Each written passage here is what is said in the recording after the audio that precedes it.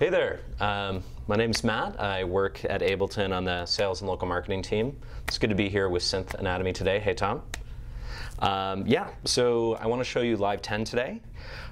Immediately we can see there's quite a few changes in the user interface. We have updated icons. We now have high DPI display for Windows, so just a lot of cool changes here. There's so many though you're really going to have to dive in yourself. But one of the cool ones we have straight away is this new collections area. And in collections we can actually name, we can start to tag our different instruments and effects. So right here I have something called chant set, which I'll be pulling from the demo today, but really we can name this anything we want. And what we can do is we can go to a category like instruments, and if there's a sound I like, I can go ahead and right click it, and then I could tag it. So this one, it's a cool synth sound. I'll go ahead and I'll drop it in synths. So let's go ahead and load up a kit here. So we have the zoned kit.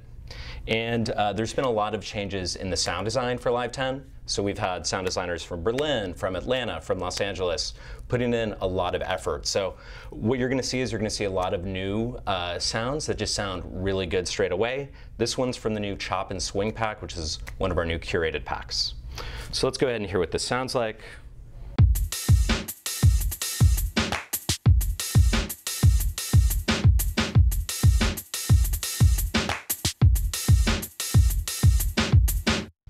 Cool. Okay. So these mappings now, these color mappings, they are customizable, or? Yeah, exactly. Yeah. So they're all customizable, and we can actually use up to 3 taggings at a time. So if I go here to Zone Kit, we can actually, if this is relevant to another collection, we can go ahead and tag it there. So now if I go to my samples and lookbook collection, we see it show up. And the name can be also changed? Exactly, yeah. So we could press Command R and just rename this. We could change it to NAMM set rather than chant set. So it's really good, and you can tag entire live sets, samples, stuff from your hard drive. So it's a great way to get the sounds that you want just right where they need to be. Yeah, so I played that drum beat in, and I thought it sounded cool. Unfortunately, I wasn't recording. I think this is something as musicians we all kind of run into.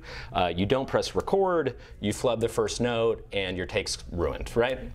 Well, with Live 10, we had this new feature called Capture, and Capture is always listening to our MIDI input, actually up to 16,000 MIDI events. That translates to a couple minutes of pre-roll. And not only is it recording what you, or listening to what you played in MIDI, it's actually using a little bit of machine learning to get your tempo down too. So I played that drum beat. I thought it sounded cool, but I wasn't recording. So now I could go into Live, and one of these new icons is this capture icon up here. So let me go ahead and press this, and we'll see how Live interpreted what I played.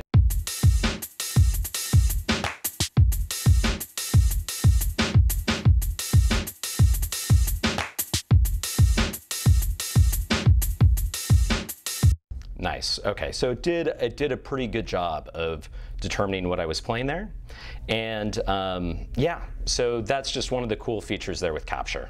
And how is it limited in the time, or how do you, is it from the beginning to end, or how do you limit it? Yeah, so it's going to do its best job to determine a bar length amount, like 4 bars, 8 bars, something like that, but it is always listening for probably 4 or 5 minutes. So even if you're really just jamming out and spacing away and you're not recording, you could go back and just select that from the loop bar.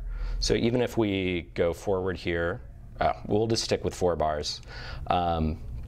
In this particular case. Yeah, so that's kind of Capture in a nutshell. And so the next thing I think we should show you, which everyone's excited about, is this new synth in Live. And this one is called Wavetable. So this is our first synth since Operator. There's been a lot of tender love and care put into this thing. And it can do both vintage and modern wavetable synthesis in very interesting ways, and there's a lot of cool little creative features specific to it. To inspired by the old wavetables, or something completely new? Exactly. It was kind of harkening back to the origins of wavetable synthesis from the late 70s and early PPG. 80s. PPG, exactly, stuff like that. But also, there's been a lot of amazing VST wavetable synths in the last few years as well. So I feel like we took our own spin in a very big way, and we can see it here. So I just want to show you a couple presets. So here's an example of something really modern.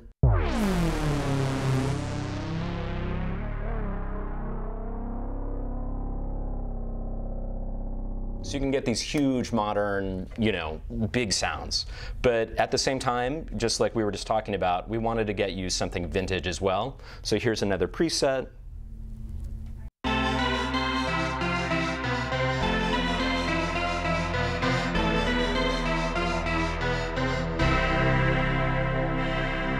So you can do vintage too. But let me show you the interface real quick so you can kind of see what we're dealing with.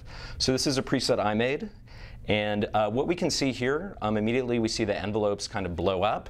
But like EQ8 and Spectrum before, we now have this cool full screen mode. And the great thing here is, as a sound designer, you don't have to scroll through any pages. Everything on Wavetable that you can manipulate is going to be on this single page. And let me play a chord. Ooh, let me actually bring that up an octave, and we'll try not to bring the house down. So we can actually see the Wavetable scroll through, and we can see the modulation move down here as well. You have some, I'm the beta tester of the Ableton 10, and I see there's no Wavetable import feature. Is this planning for the future, or do you make this limited to the synth? I think there's been discussion about it, and I think for a lot of people that's important. But the one thing I would like to say, so there are hundreds of wavetables here, but we also have these very cool oscillator effects. So we can actually take any of our pre-rendered waves, and we can begin to manipulate them. So we have this pulse width modulation here, and we have this sync setting. And with these 3 different settings, we can really shape our waves in any way. So even though maybe you're not inputting them, there's no real limitation with these oscillator effects. And we can actually hear what this sounds like. And it's very cool. You see the visualization of how the waveform is changing.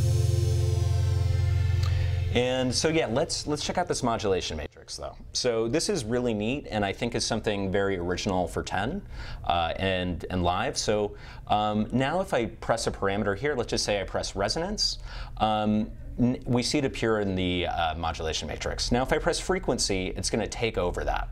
So we're not looking at a modulation matrix with 300 parameters at once. Really, what we are using is going to show up, and then we're going to be able to use it. So I have resonance selected. I'm going to assign it to LFO 1, and we'll hear this open up a little bit. So we hear that high end come through. And now if I press drive down here, and maybe I'll assign this to LFO 2, we should hear this drive open up a little bit. How is the CPU consumption of Wavetable? It's good. It really has been optimized, so we've been through a lot of iterations. You can get it up high, but at a certain point, that's us using a unison mode, which is another, we can do unison mode up to another 8 voices. So when you actually think about this, when we're doing a polyphonic chord with 8 voices here, our 2 oscillators and our sub-oscillator, sometimes, when your synth is using 24 voices, it's going to be a little CPU intensive. But overall, it's very impressive how low it can maintain. Yeah. And you add also some interesting sound features in the Wavetable to change it, like FM or... Exactly, yeah. So that's what I was mentioning with these oscillator effects. So we can actually change this to FM. We have this modern mode as well. And the cool thing is these parameters are always going to stay the same. So you can actually hear what it sounds like with the different modulations. So we can switch from classic to modern to FM, and you can really A and B it. And of course, we can do this for both of our oscillators, which is great. So there's really a lot of room to move around. So features, it's maybe possible that you add some features in the future. Oh, totally. Yeah. And that's, that's the thing with the live software. You saw that with Live 9. We're always iterating. We're always updating. And so it's going to be exciting to see where this stuff goes in the future as well. Because my community said they need Wavetable import that it's a real big Wavetable synth. That is very important for them. Yeah, and I think we understand that's a big need. And we actually had that in Operator as well. There was a way to import your own waveforms. So maybe it's something that's addressed in the future. But I would say we wanted to really curate very interesting waveforms, new and old, and of course so we can manipulate them too. So I think there is a ton to pull from already in the synth. Let me show you some of the features for Push 2. And so straight away we can see that we now have the different wavetables rendered here. And we actually have the filter slopes too. So in terms of visualization, this is the biggest update for Push 2 since its inception in 2015. And there's a lot to play with. So we have new visualization for EQ8, for compressor. We're not going to be able to dive into all those today, but there's a ton of changes for Push 2. Now I'll show you one, and in this case we have this new sequencer mode, which is awesome. So I'm just going to go to Layout here, and we're going to go to the Sequencer plus 32 note mode, and I'm just going to go ahead and solo Wavetables so we can just hear it alone. So with this new mode, I can sequence in not just single notes, but I can do full chords now, and I can actually overdub melodies at the same time as well. So in this case, I'm going to select a chord. Sounds good. And then I'm going to go ahead and start sequencing it in. So I'm going to put it on the one of all these beats with this 16th note subdivision. And then, so I'm playing with 2 bars right now. Now I can go to the next 2 bars, and I can select another chord.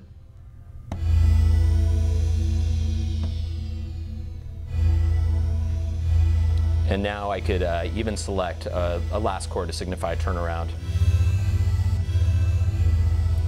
And now I can select all 4 bars. So immediately I can start to sequence something out. And maybe it feels a little static right now. These chords are right on the grid. Luckily with Push 2 now and Live 10, we can now edit MIDI directly from Push. And this is really big. So what I can do here is I can just select a chord, and we see it zoom in on that particular chord. And then I can do a couple things. I can nudge it around, I could extend the length, and I can adjust the velocity. This is quicker for me now than doing this with a mouse and keyboard. So here I am. I'm going to select all 4. I'm going to extend the length a little bit.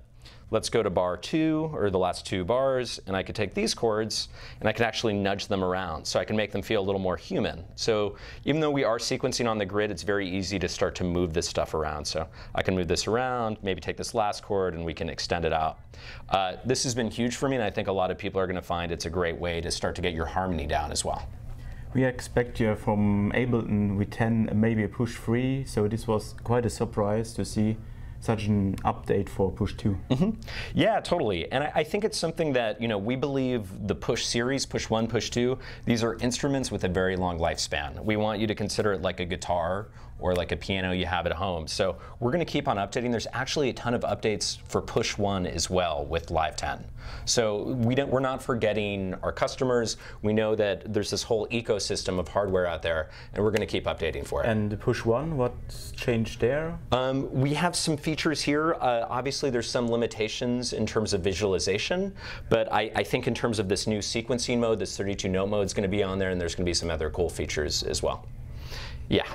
So we can hear this back, and let me go ahead and make a few of these just a little longer. So here we go. Look how easy this is. I mean, it really is awesome. So let's hear this back. And let me just select all 4 bars. So now if you press Layout again, we can actually select our bar length down here. And yeah.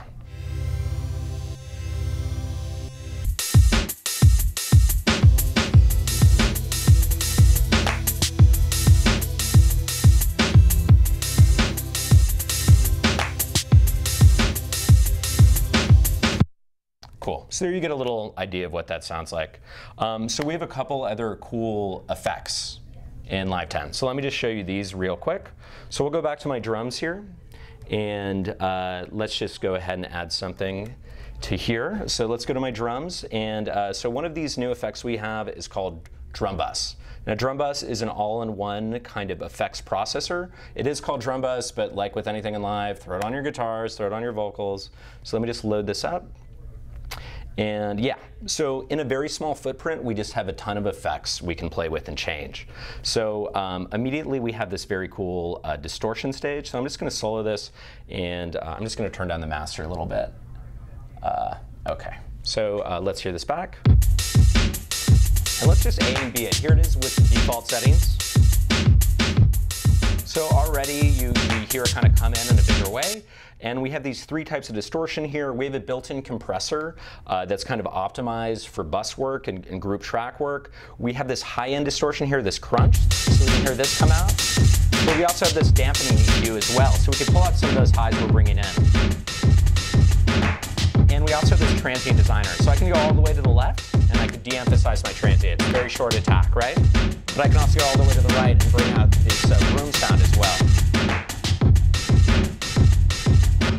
So the idea was to design this for more electronic stuff or for more acoustics or? That's actually a good question. So it sounds good on both, and for acoustic drumming, it actually sounds really good, or acoustic sample drums, because we can add this distortion back in. We can make the sounds maybe compete in the realm of, you know, oversaturated electronic drums a little more.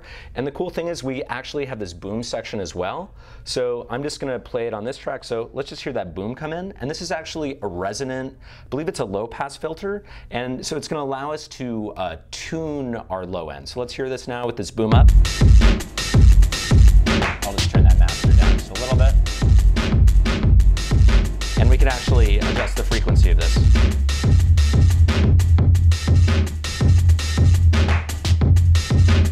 And we actually have this cool force to note button too. So if I press this, it's going to tune it to the nearest note. So let's just say I want to do something in the key of the song. So we're in like F major, so if I press this, it's going to force the frequency to the right note. And that's a very big mixing suggestion these days. Tune your low end to the key of your song. And so on acoustic drums, where maybe you can't do that naturally, or there'd be more adjusting to do, you could easily dial that in with this boom feature. So you can really give stuff oomph. Cool. Okay. So yeah, let's go over another cool new device. And this one is, I think it's a lot of people's favorite, or a lot of people have really been enjoying this. So we'll just get out of this full screen view here. So let me go ahead. We'll go back to my collections area. We'll go to NAMM set, which we renamed, and I could just load up this this new sample pack we have. We have these new sampled kind of electric pianos in here. So we have a tone wheel organ, we have an electric piano, like a Rhodes, and a Wurlitzer. The sampling is really good. These things sound like the real deal. How much do you add now to the new Ableton 10? Oh, sound-wise? Yeah. Yeah, so I mean, we really have a redesigned new core library. We have these 4 curated packs, and a lot of stuff has been updated. So you'll be pleasantly surprised with, I think, a lot of these sounds. There's a new Synth Essentials pack that you get with Suite, and we also have this, this new electric keys pack as well. So the old one is still available for the... Exactly, yeah. So in the same way as with Live 8, you're going to have access to a Live 9 library as well, if you like some of those old sounds. But if you download out Live 10, it will be not inside directly. Yeah, I don't think it would be inside directly. I think in the past we had a place to download it. I'm not actually sure, but for Live 9 users, you can actually have Live 9 and Live 10 installed on the same machine too. So we want to keep the ecosystem alive if you had something special that maybe you had used in the past. So let's hear what these sound like. And what I'm going to do is I'm just going to go to the relative minor here. So I said F, I think we're actually in C major, so let's just go to A minor real quick, and we could hear what these sound like. Just go down. Oop, okay. Oh, looks like I'm soloed. Let me go ahead and solo these. Cool, so, cool. So let me just, let me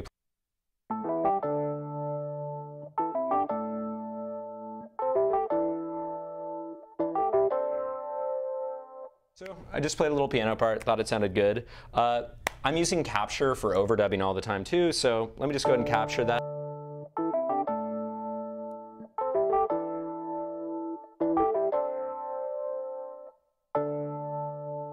Nice. So we have that capture now, and now I want to take this sound and I kind of want to affect it a little bit. So we now have echo. Now echo is an all-in-one modulation delay.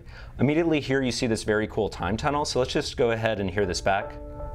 So we're going to hear the delay already, and from the time tunnel I can actually manipulate the delay sound. We'll just get that master back up a little bit.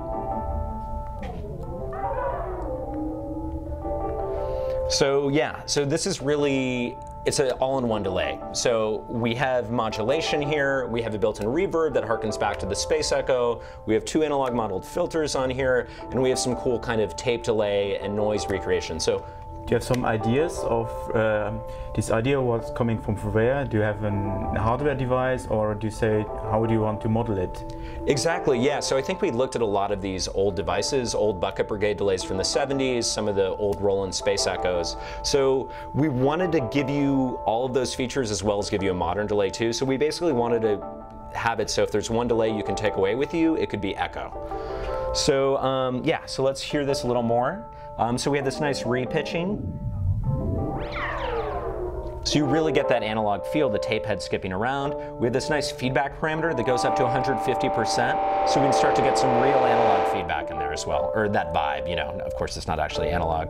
So let's add a little reverb here, and we can put this anywhere in the line, so we can actually put the reverb in our feedback line of the delay, and you can hear that start to feedback a little bit as well. And we have this nice modulation section as well.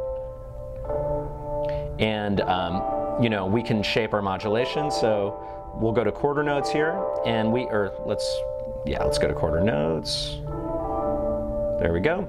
And yeah, so we can modulate the delay with this modulator as well as the filter. And of course, we actually have 3 different types of delay modes as well. So we have a mid-side mode, and we'll see it reflected on this new time tunnel as well, ping pong mode and stereo mode. So this really is an all-in-one delay. You're getting just a ton of different aspects. But what I can hear, or what I have already played around, it's more for atmospheric stuff, or more making drones, or it's in this direction.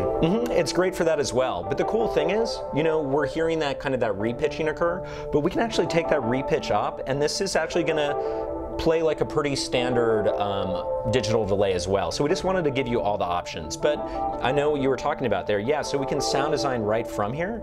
So I can actually stop this clip, and if I go to noise, we actually have this very cool built-in noise feature. So you can actually hear this start to come in. We have multiple types of noise you can morph between.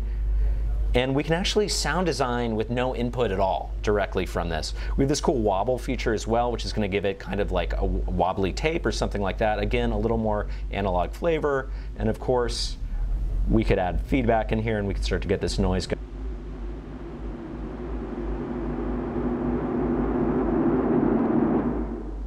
So yeah, that's with no input at all. So there is just a ton here. And yeah, so I can lower this wobble a little bit. But yeah, so really it's an all-in-one. Whatever you want, you can kind of pull out of here. And of course, having this cool new visualization as well as the cytomic analog filters in here as well, it's really helpful for crafting your sound. So it's based on the filters introduced in 2.6 or 9.6, yeah. Yeah, exactly. Yeah, the 9.5. Yeah, so we have the cytomic analog filters. The cool thing here is we have 2 resonance points here, so we can really get our low end starting to get that grit to it, as well as our high end. So I mean, really, you know, this delay can kind of do it all. I think for a lot of people, this is a big game changer. So it's exciting.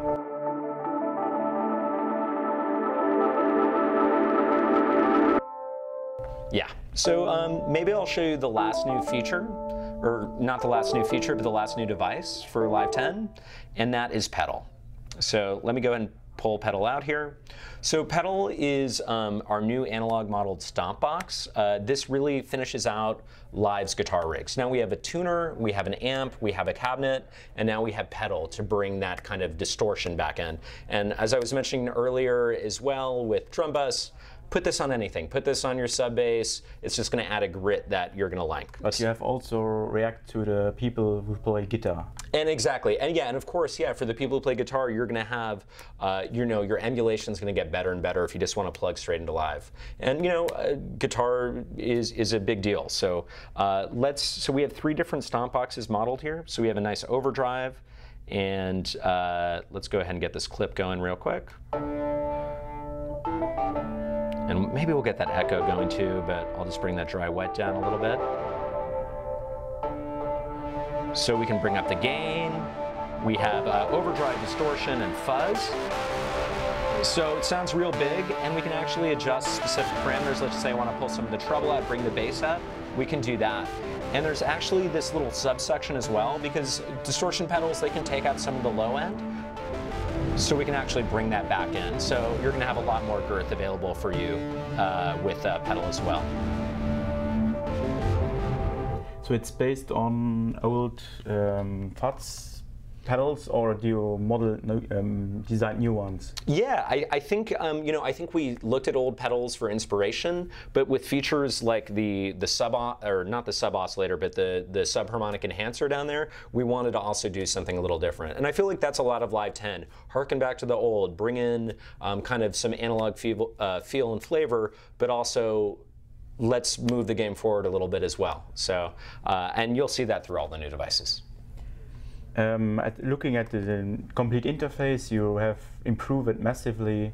It looks better. It's all on Windows and Mac. It's everywhere better now. Exactly, yeah. So yeah, a lot of love has been put into the interface here. So we have new icons throughout. Interaction has been updated, even like hovering over parameters. So everything's just going to feel a little better for you. If you notice, the font's new. We actually have our own font in here, so it's called Ableton Sans. It used to be just on Push 2, but it's now throughout Live as well. So we want it to be clearer.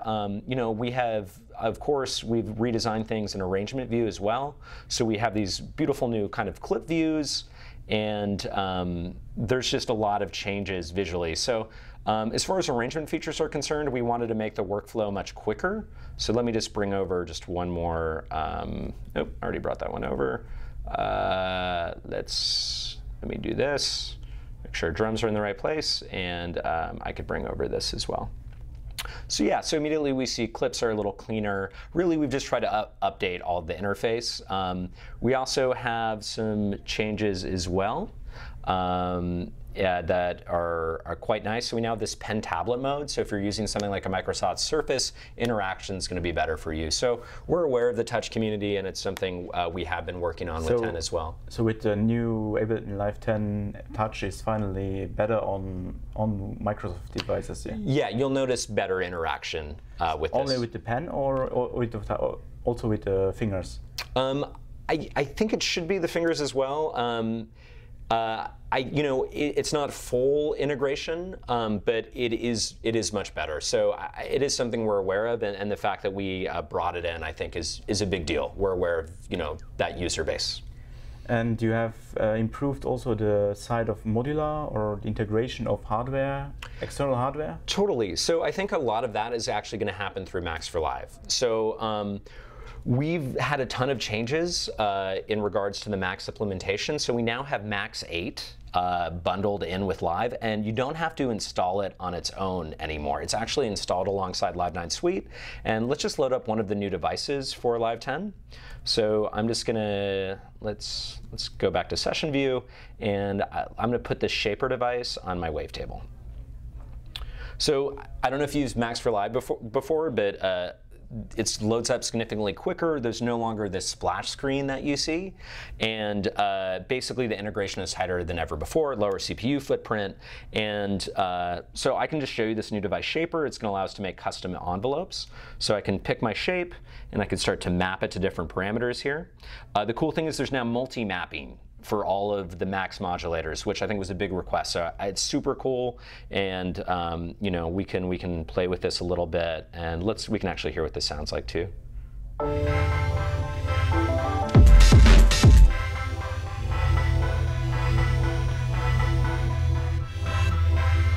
So you get this nice pumping sound. So I don't want to ignore what you were saying though. So there have been a ton of changes with Max 8 and Live 10. So there's now SysX that you can pull in and out of Live via Max.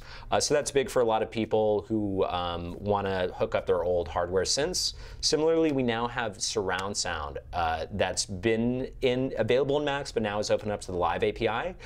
So for people, yeah, doing surround sound audio, there's going to be a lot of feature improvements.